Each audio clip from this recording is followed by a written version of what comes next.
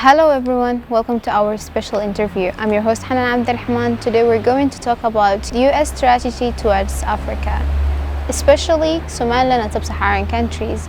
Today we have a special guest, Mohammed Abdelrahman, director of ISER think tank and also researcher and a political analyst, especially on peace, security, economic and development in the Horn of Africa. Welcome, Mohammed. Thank you very much for having me. I'll ask you a few questions, inshallah. Could you briefly explain for us the growing US Africa relations? Yeah, thank you very much. So the Africa-US relations is very important. It's very significant. It's growing these days. So when we talk about Africa, we are talking about the fastest growing population, the youngest population. We hope that by the year 2040, we will have about 40% of the world youth population. So that is how Africa is significant. It is one of the largest voting blocs in terms of UN. It has one of the largest free trade areas in Africa, continental free trade area, and it's vast. It has resources, it has young population, and it is growing, it is modernizing. So Africa is very important for everybody, not only for the US, but also the United States. We are talking about the biggest economy in the world. We are talking about the pioneers of democracy. We are talking about a country that is, or a nation that is well known for spearheading what we call digital transformation. We have all the big companies coming from the United States of America, and the United States also regional and global power that is looking at maritime security and many other issues, not the least on the issue of piracy or security, or also things to do with health diplomacy as well. So the US Africa is a very important relations that is growing and is becoming apparently very interesting for both sides, I would say. The United States of America has hosted the US Africa Summit a few weeks ago. What are the positive gains for the Africans regarding the conference? Yeah, so the U.S. Africa Leaders Summit, this came for the second time. We had the first one in 2014. We never had a follow-up meeting in 8 years, and that's because when President Donald Trump came, there was a major U.S. policy shift away from Africa. President Obama was the initiator, and President Biden successfully has hosted the continent once more. There was a lot of highlights that we could look at. The United States was looking at shift away from policy of influence and competition, and also on resources. More on partnerships was this one. So you can see all the agreements and side meetings that were happening. For example, there was an MOU or memorandum of understanding or agreement between US and Africa on promoting African continental free trade area. There was also a joint vision statement between Africa-US collaboration. There was different sideline meetings between this, and there was a pledge of United States investing in Africa. So US was considering Africa this time as a partner, more on as a junior partner. So there was a lot of highlights, and I think Africa has presented its case as well, specific countries, but also on African Union. The US Summit also empowered the African Union within the framework of Agenda 2023, so that at least the Americans have done a lot of homework, we would say. For example, they have offered, President Biden has offered to work on the issues around Africa becoming a member of the G20, which is very important, which is the biggest economies in the world. So I think this Leaders Summit has some key highlights. Of course, there are shortcomings in every place, but Africa has appreciated and has been able to showcase its might. Still in the conference, the US has new strategies towards Africa. It would be fine if you elaborate more on this. Very good. So we know that the United States of America has policy towards Africa every 4 or 5 years, and the last or the previous strategy was outlined by Mr. Bolton, who was then security advisor, top security advisor to President Donald Trump. And at the time it was more on China, and it abandoned or forgot to focus more on what Africa has prioritized, and that was the previous strategy. So this new strategy comes under new competition. We live in a multipolar world where there are so many actors competing, and each actor has to present something that is very much appealing to the any place you are going to. So this new strategy, which was recently outlined by Blinken, the Foreign Secretary for the United States of America, has focused on 4 key thematic areas, which looks at, of course, promoting democracy and human rights, but also looks at health diplomacy, because of the amid growing global health pandemics, not only on COVID, but its constant threat that's happening, but also on climate change adaptations. So these are very high important, but also specifically the United States of America is looking at partnering with Africa on what we call open societies,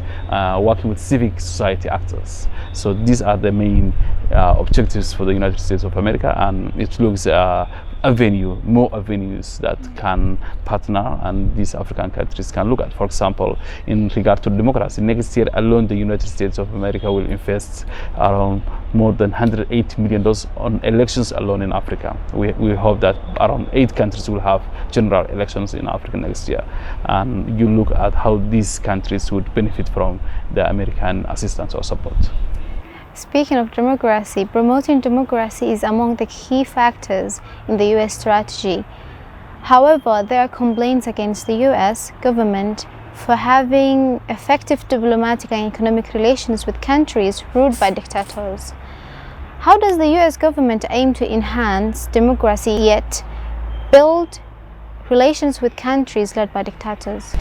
Yeah, so first of all, we have to acknowledge that Africa is becoming more, sub-Saharan Africa especially, becoming more democratic towards democracy. To qualify categorically as a democratic nation needs a lot of attributes, but at least we see a lot of elections taking place in many countries in Africa, dictators becoming less.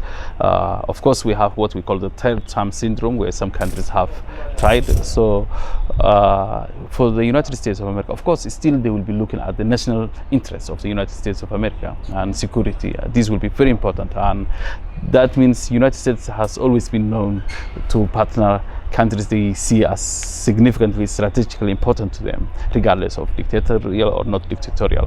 But on the other side, it will be an avenue where the United States will highly promote countries that are doing well in democracy. Countries like Nigeria, Kenya, Tanzania, Ghana, all these countries are now front runners, South Africa.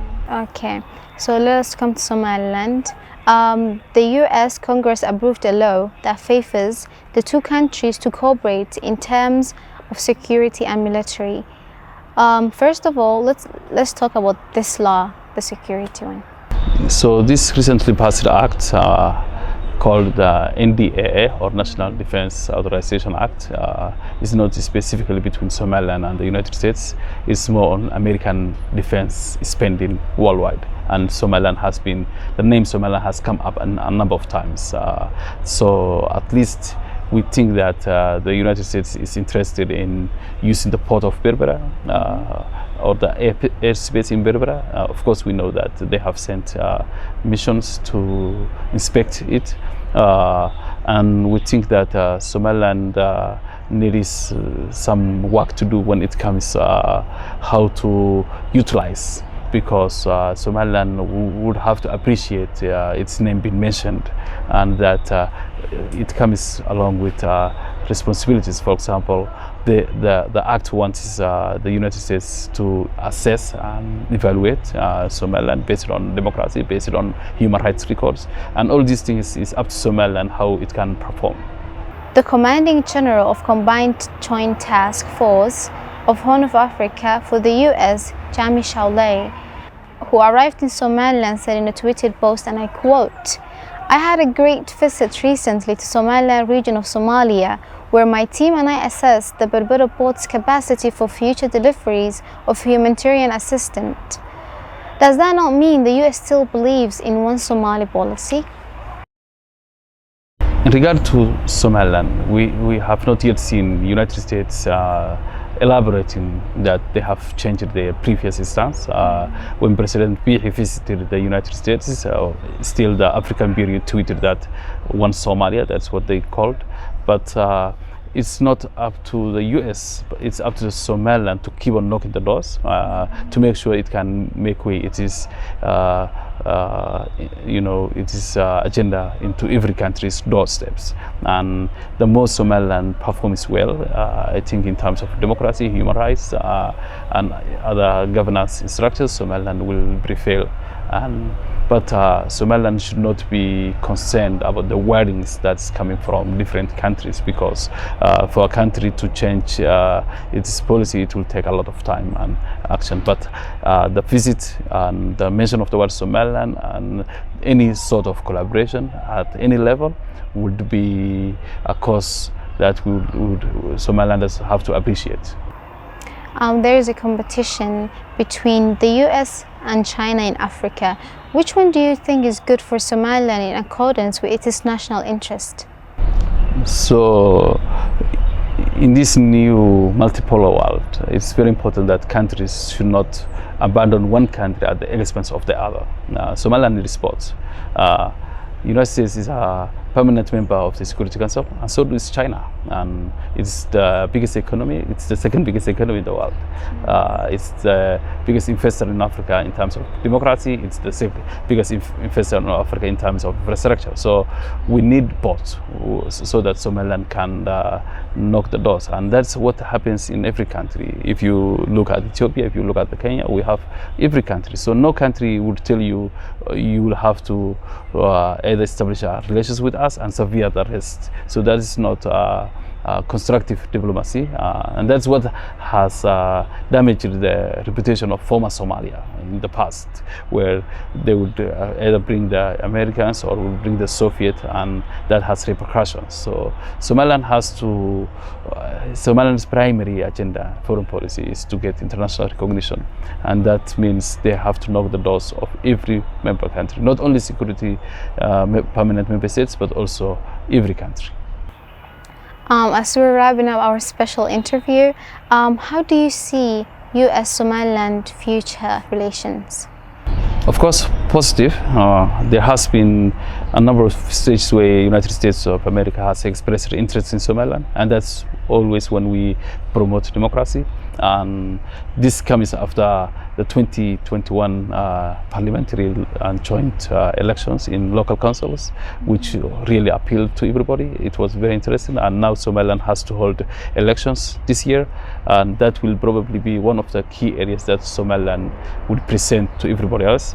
On the other side, the United States of America is very much interested in the Horn of Africa region, and Somaliland has some strategic locations that it has to continue building. So I think it is positive and it can grow, but it's up to Somaliland people how they can enhance any relations. That's it for our special interview. Thank you, Mohammed, for joining us, and thanks, Esther.